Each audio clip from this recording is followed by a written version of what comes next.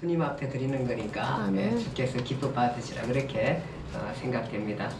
자, 오늘은 우리가 이제 베드로 후서입니다. 베드로 후서. 지난주에 베드로 전서, 베드로 후서인데 베드로 후서입니다.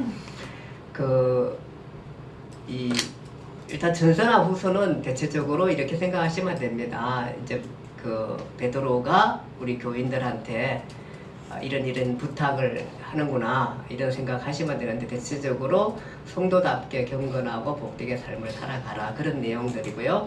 오늘 이제 베드로 후서 보면서, 사실 우리가 지난주에도 말씀드렸지만 베드로는 정말 예수님을 가장 가까이에서 가장 가까이에서 선생님으로서, 때론 친구 같아, 때로는 선배, 때로는 어쨌든 동료, 제자 이렇게 하면서 예수님과 가까이 다녔던 사람인데, 누구보다 예수님을 잘 알고 잘 목격하고 삶을 함께 했던 그런 사람이 바로 베드로입니다. 베드로.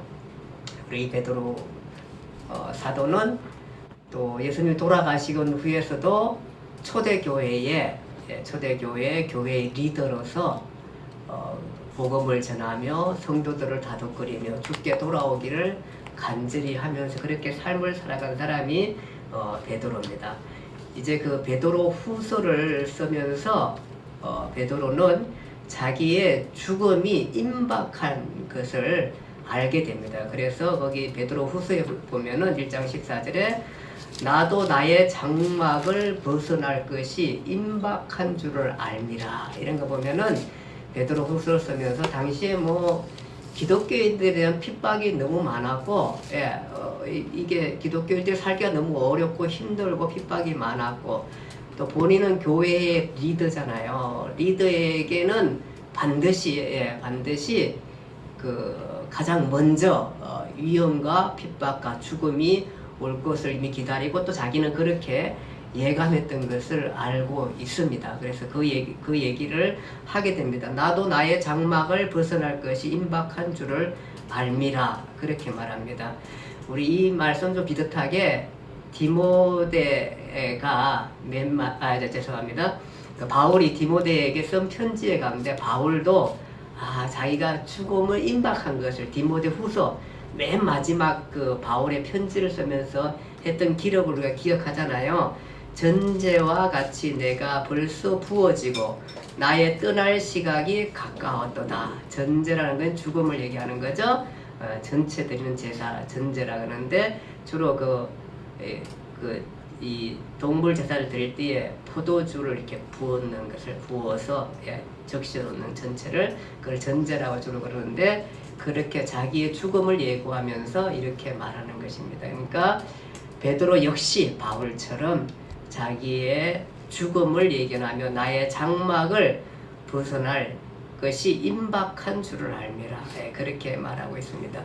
사람이 누구나 다 죽을 때 후회하지 않을 수 없죠. 다 후회가 되겠지만, 그래도 이 베드로나 바울 선생님은 그리스도의 복음을 위해 충실하게 살았으니까 죽음을 정말 담담하게 받아들일 수 있지 않았을까 하는 생각을 하게 되는 것입니다. 우리들도 사실은 우리가 죽음을 위해서 많이 기도해야 됩니다. 어떤 분들은 절대 치매는 안 걸려야 된다고 얘기합니다. 치매를 안 걸려야 된다고. 그저께 어떤 분이 오셔가지고 제일 서글픈 게 치매 걸린 거라고 그렇게 얘기를 해서, 왜 그러냐 그랬더니 이분은 굉장히 감상적으로 얘기해요.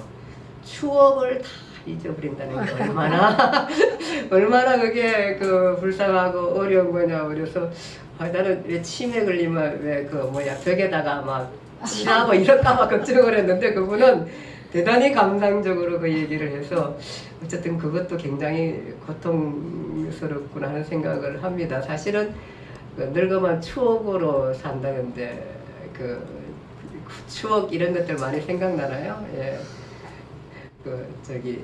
저는 성탄절 때 이렇게 어릴 때부터 해가지고 그런 것도 좀 많이 해야 될 것 같아요. 새벽 섬 놀던 거 많이 기억나고, 눈길 가운데 걸어갔던 이런 것들 기억나고, 별로 교회에 대한 기억이 없나요? 저거 있잖아요. 우리 저 베트남 가가지고 그 우리 장성규 선생한테 장성규 선생한테 그 힘들고 고난스럽게 열심히 했던 예. 뭐라 그러는가 어쨌든 뭐 먹지도 말고 마시지도 말고 예, 먹을 건 사료로 생각하고 이러면서 살아다녔던 생각을 기억하죠. 우리는 잘 여행하면은 좋은 거 먹으려고 그랬는데 그런 거 생각하면 그런 것들도 다 추억이 되는 것 같아요. 예, 예.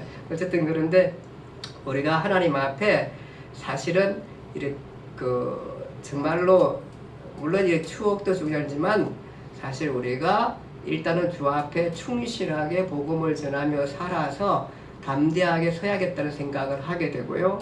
또 하나는 죽음을 맞이하면서 너무 고통 가운데 있지 않았으면 좋겠다 생각을 합니다. 사실 그래서 사람들이 이제 정말로 병원에 누워 있을 때는 금방 죽었으면 그게 그처럼 행복한 게 없다 그렇게 얘기를 합니다. 그래서 가족들도 고생 안 시키고 자기도 고통스럽지 않고 이런 얘기들을 많이 하는데 사실 그래서 우리가 죽음을 위해서도 그렇게 준비해야 되는 거 아닌가 생각을 하기도 합니다.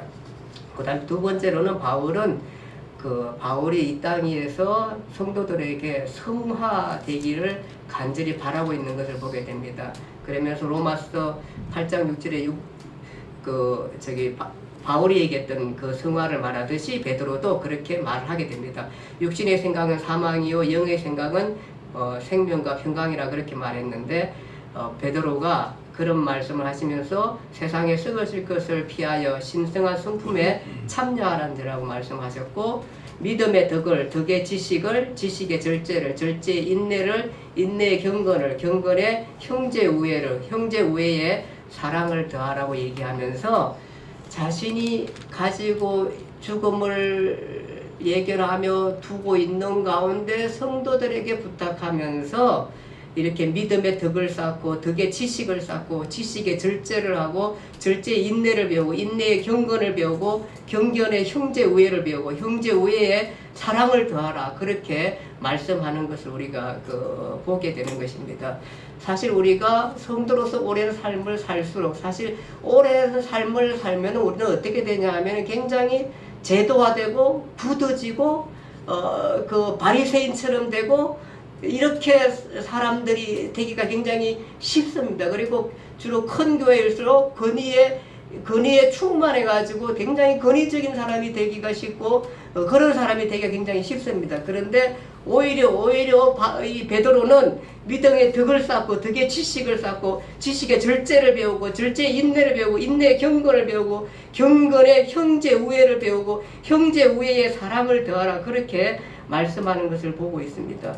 사실 우리가 변해야 할 것들이 너무 많습니다. 우리는 급하고 성질 부리고 욱하고 개팍하고 고집세고 구두세고 까다롭고 말버릇도 고약하고 굉장히 자기만을 이기적으로 이렇게 변모해 갈 수 있는데 그런 게 아니라 그렇게 변하지 말라는 것. 그렇게 하지 말고 오히려 믿음의 덕을 쌓고 덕의 지식을 쌓고 지식의 절제를 갖고 절제의 인내를 하고 인내의 경건하고 경건의 형제 우애를 하고 형제 우애에 사랑을 더하라 그렇게 말하고 있는 것입니다.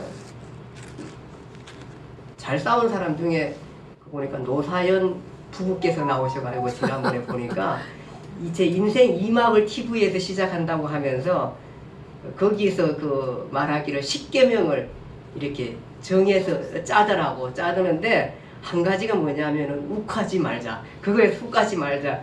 그래서 욱하려고 할 때 이게 그러면 욱할 때 어떻게 해야 되냐 방법을 거기서 만들어내는데 보니까 그 방법이 기가 막혀요. 어떻게 하냐면은 욱 소리가 날 경우에 숫자를 세요. 숫자를 1, 2, 3, 4 번갈아 가며 숫자를 세고 난 다음에 한숨을 크게 대신하고 그렇게 얘기를 하더라고요. 그래서 내가 웃었어요.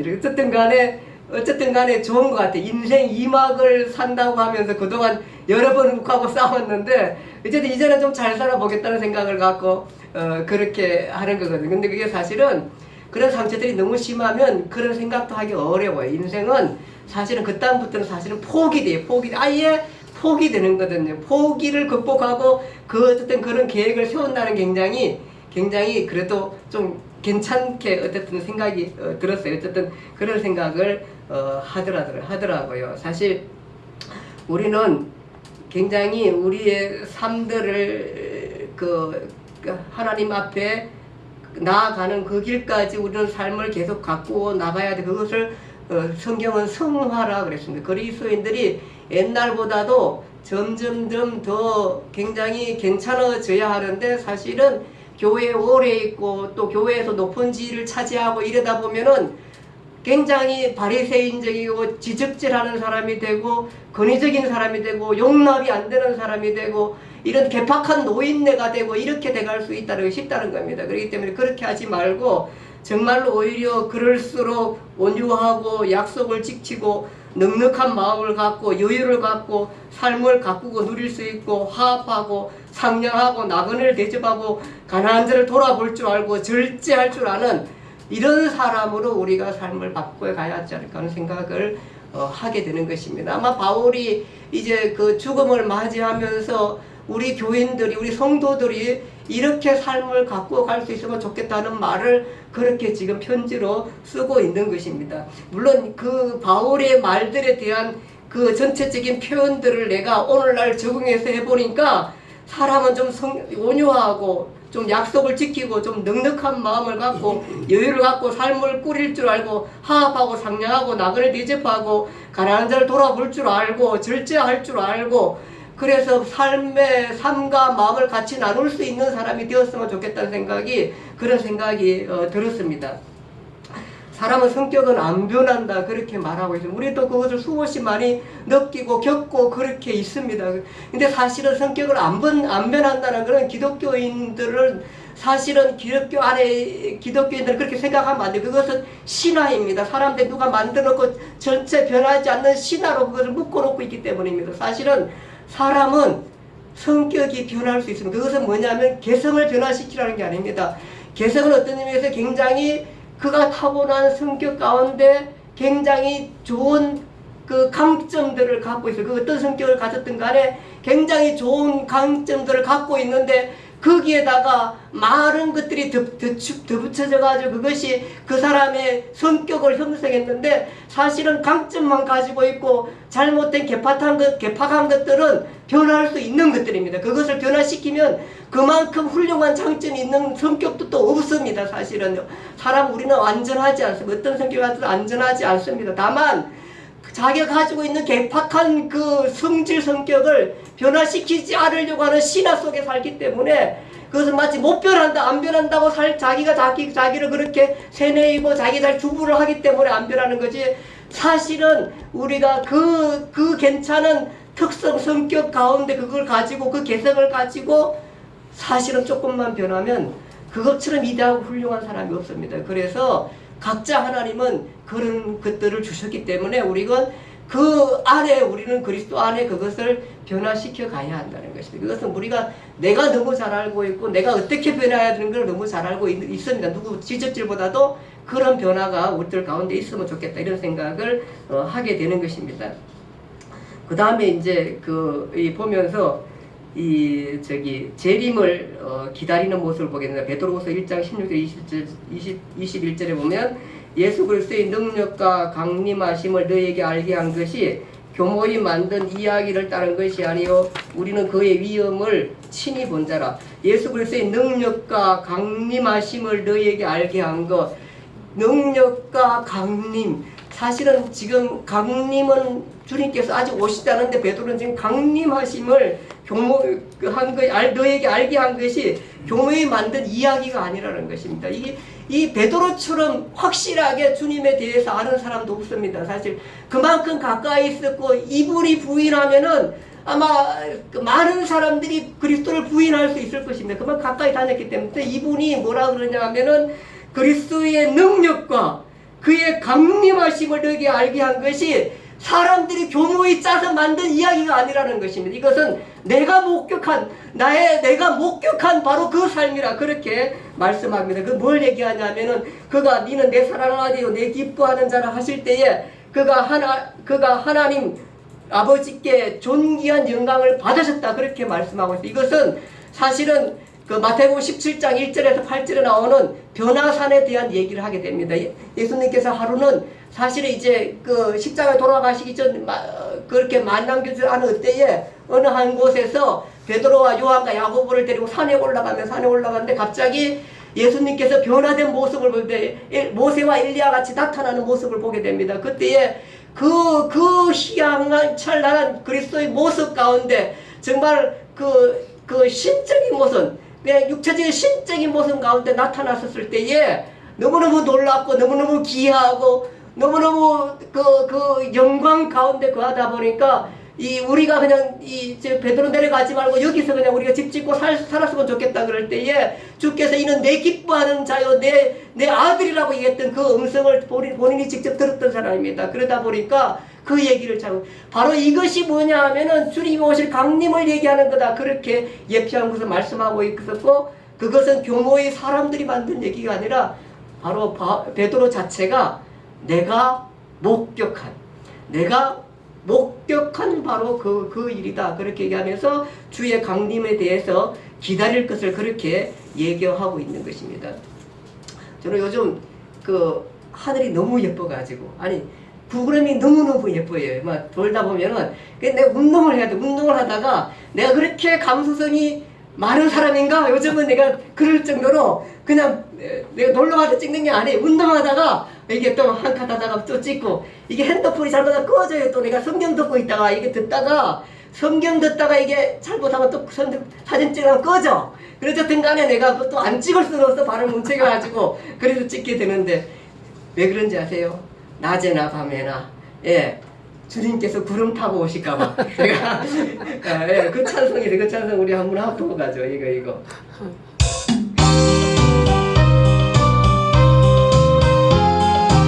주님 계신 그곳에 가고 싶어요. 오 주여 언제나 오시렵니까. 시도되는 교회가 이옷을 입고 기름 주니 나의 놓고 기다리오니 도적같이 오심하고 하신 예수님 오 주여 언제나 오시렵니까.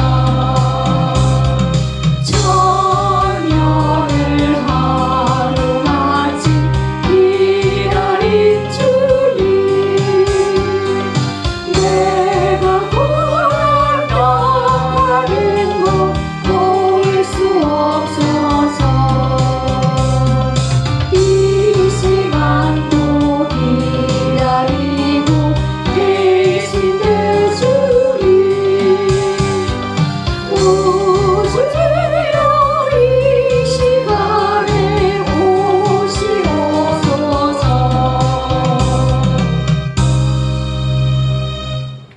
마지막 자신의 삶을 예감하며 재림을 기다리는 그 노인의 모습, 베드로의 모습을 우리가 이 베드로 후서에서 볼 수 있습니다. 항상 우리는 주의 말씀을 생각하며 주의 재림을 사모하고 기다려야 하는 것입니다. 세상이 이처럼 아름다운데 뭘 주님 나라 갈라 그러면 여기서 그냥 삶은 최고 좋지 않겠나 이렇게 생각하지만 여러분들 여행하다가 보면서 가장 아름다운 갔었을 때에 우리가 가야 할 하나님 나라는 이보다 수십 배 아름답다는 마음을 간직하고 그렇게 기대해도 좋을 것 같습니다. 세상에 어디가 제일 아름답습니까? 한숙기 집사님 어디가 제일 아름다워요? 여행을 많이 해보셨으니까. 저는 사실은 그 나이아가라 그거 아름답더라고요. 아름답다요. 그리고 뭐 어쨌든 동유럽 쪽이 굉장히 아름다운 데가 많아요. 오스트리아, 오스트리아, 짤즈 간부굿이나 뭐 할슈타트 뭐 이런데 너무너무 예쁘고 아름다워요. 나중에 주여 여기 계신 모든 분들이 거기 한번 갔으면 좋겠습니다. 어쨌든 그 굉장히 너무 이쁘고 아름다워요. 근데 내가 늘 마음에 좋아하려고 생각하는 것은 언제 어디서 가도 이거보다 수십 배 아름다울 거라는 생각을 마음에 갖고 기대하고 그렇게 살아가고 있습니다. 어쨌든 낮에나 밤에나 눈물 고없고 내 숨 오시기만 기다립니다라는 고백처럼 사실은 베드로는 주님 앞에 그렇게 재림을 기다리라고 그렇게 우리에게 말씀하고 있는 것을 우리가 보게 됩니다. 그 다음 또 세 번째는 거짓 교사들 이단들을 경계하라 그렇게 말씀하고 있습니다. 예수 그리스도를 거짓 교사들 이단들은 예수 그리스도를 부인한 자들이고 탐심이고 호색하는 자다. 돈과 권력과 향락을 중심으로 사는 사람들이고 또 이 사람들은 사실은 굉장히 정치 세력화되어 있다는 것들, 자기 나름대로 그런 것들을 이단의 목적을 가지고 모이지만 결국은 뭐냐 하면은 자기를 정치하고 자기 대접받기를 원하고 자기를 권력화로 만들어 가고 있다는 것들 우리가 모르고 사람들이 거기에 가입게 되는 것입니다. 그래서 이런 거짓 교사들은 대단히 비도덕적이요 파괴적이요 영혼을 병들게 한다 이렇게 오늘 성경은 말씀하고 있습니다. 그래서 이런 사람들은 바로 범죄한 천사를 지옥에 던져 어두운 구덩이에 두어 심판 때까지 지키게 하셨듯이 똑같이 유다서에 나오죠. 유다서가 대부분 다가 이 거짓 선지자에 대한 얘기 우리가 잊어버리지 않았죠. 유다서가 그 얘기였죠. 근데 그 얘기에 대한 똑같은 아마 초대교회가 이 이단이 굉장히 문제가 많다 보니까 이렇게 아예 글을 써가지고 돌리며 그것을 설교했던 것 같아요. 이 베드로도 지금 그것을 가지고 똑같이 그렇게 쓰고 있습니다. 범죄한 천사를 용서하지 아니하시고 지옥에 던져 어두운 구덩이에 두어 심판 때까지 지키게 하셨으며 그렇게 얘기하고 있고 유다서는 자기 지위를 지키지 아니하고 자기 처소를 떠난 천사들을 큰 날의 심판 때까지 영원한 결박으로 흑암에 두셨으며 이렇게 말씀하고 있습니다. 그러니까 사실은 지옥은 원래 사람이 가야 할 곳이 아니에요. 지옥은 누가 가야 할 곳이냐 하면은 마귀가 가야 할 곳이에요. 그러니까 원래 지옥을 만든 것은 이 마귀를 집어넣기 위해서 만든 마귀가. 근데 이 마귀가 사람을 꿰어가지고 사람으로 타락했기 때문에 그 타락한 모든 인류가 가게 되었던 거예요, 사실. 그러다 보니까 거기에서 회개하고 돌아온 자만이 그리스도의 피를 의지하고 돌아온 자라만이 여기에서 벗어날 수 있는 것이에요. 그 얘기를 지금 하고 있는 것이. 그래서 그것처럼 그렇게 그 길로 갈 사람이라 그렇게 말하고 있고 바른 길을 떠나 보올의 아들 발람의 길을 따르는 자. 발람의 길을 따르는 지난번에 여기 유다서 똑같이 얘기했죠? 발람의 길을 따르는 자. 그러니까 발람의 길을 따르는 자 마귀가 사람의 소리로 이 미친 행동을 저지했다. 그렇게 베드로 후서도 그렇게 얘기해요. 그러니까 발람이 잘못된 예언을 하라고 돈 주고 하니까 대물 받고 안 가기 수로 없고 가야 할 수밖에 없을 때 하나님의 사자를 못 가게 하잖아요. 그런 이 발람의 그런 것처럼 뇌물을 받고 잘못된 길로 오지 하면 이 사람이 바로 누구냐? 거짓 선지자인데 그것이 발람과 똑같다. 그렇게 말씀하고 있는 것입니다. 하도 답답하니까 나귀가 사람의 소리로 이 미친 행동을 저지했다. 그렇게 아주 극렬하게 베드로는 그렇게 말씀하고 있습니다. 그 다음에 베드로의 내용에도 또 요한계시록적 이해가 있습니다. 뭐냐 하면은 종말에 대한 얘기입니다. 우리 하루가 천년